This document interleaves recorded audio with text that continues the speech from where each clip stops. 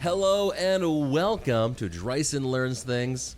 I am Drysen, and I don't like being solo. So if you are a marketing person who wants to talk about the work your company is doing, you want to share about your favorite marketing tip, or brag about an effort you worked on that you think is cool, reach out at Drysen@madebythings.com because I want to talk to you. In a little over a week and a half, I have a webinar coming up called 3 Videos Your Brand is Missing. And though that is a 60-minute webinar, I'm aiming for 30 minutes of content and 30 minutes of questions and answering.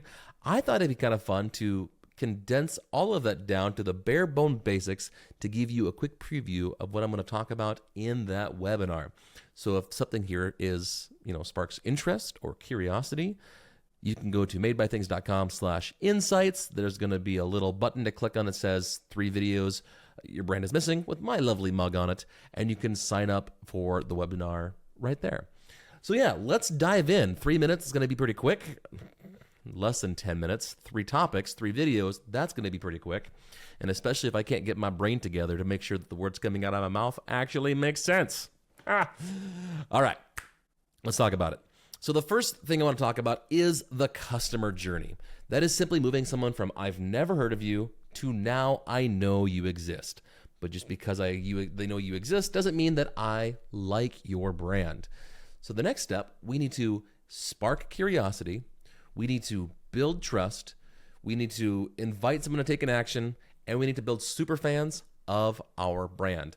That is the customer journey. We move somebody through it, and these pieces of content are designed to help either build trust, take an action, or build super fans. That's what I'm talking about here today. The first one is a trust building exercise.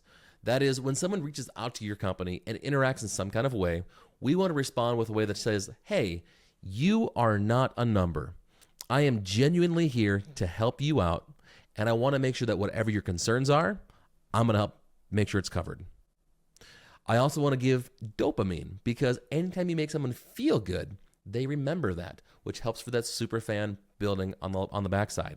So I personally love an app called Bonjoro. I'm not sponsored by them, nothing like that. I just genuinely love the app, where someone will send us an inquiry. I'll answer by just saying, hey, Caitlin, looking forward to talking to you on so-and-so date. I noticed you have this going on here. I would love to chat more about it, yada, yada, yada, blah, blah, blah, recap their issue. The important thing about that is I'm able to say someone's name in a video, which means it is personalized, which shows that I've taken time out of my schedule. They were important enough for me to talk to them specifically. They're not a number. That gives trust. That gives dopamine. And then you invite them to the next step. Now, if you're doing lots of high volume, there is definitely a challenge in regard to that. So you can still do personalization at scale just by figuring out where they are in the journey and trying to figure out what problems they're going to solve and making content ahead of time to address that. Think of your frequently asked questions, your facts. Same concept, but make it in a video format that lives on the landing pages where they're going to have questions. The next thing I want to talk about is the explainer video, which is your action. It's making sure someone knows what the product is, enough where they feel self-informed or they can self-educate to which product line they're going to want to buy without having to talk to a sales rep. A lot of the times, we don't want to talk to someone just to spend our money. We just want to go buy that Nike shoe. We just want to go buy that thing. And here's a prime example that I ran into actually fairly recently. I am a volunteer firefighter in my local community. In fact, my radio over here has been going off all morning. There's a fire south of town that I've been listening to. My department has not yet been paged, but I'm waiting for the call. Like, put me in, coach. But anyway, I digress. I have a personal vehicle that sometimes we need to take to either the fire station or to a scene, depending on where I'm at when the call comes in.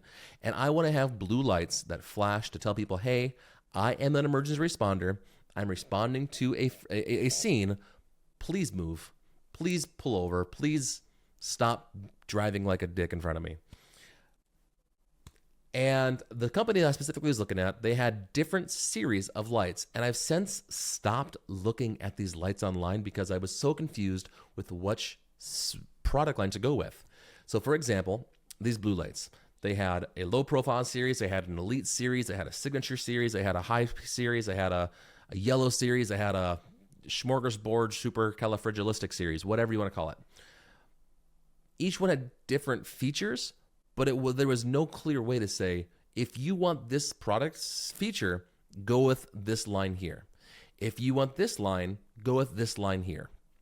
And so because the information was so much, it was so overwhelming, I completely received buyer's paralysis. I stopped looking and I stopped buying. But a simple video to say, hey, these are our products we offer. If you're confused, this is what you're looking for.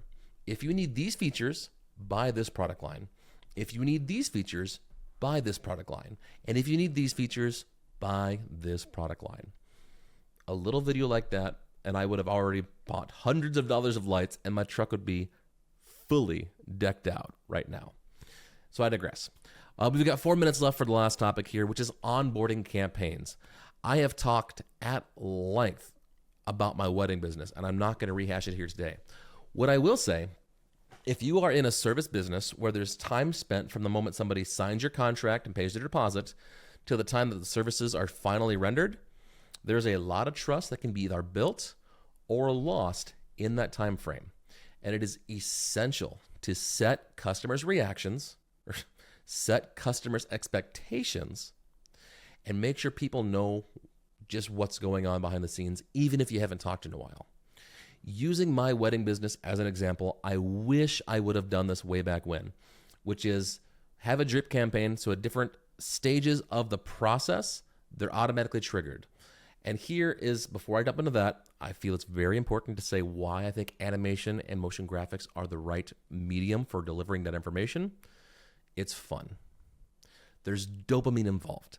It can make people feel good. It's fun to watch, and it can 100% double down on the personality of your brand, more so than just what a person talking on camera explaining things can. My lovely face on your YouTube page right now or in your radio ears is fantastic. Thank you for watching.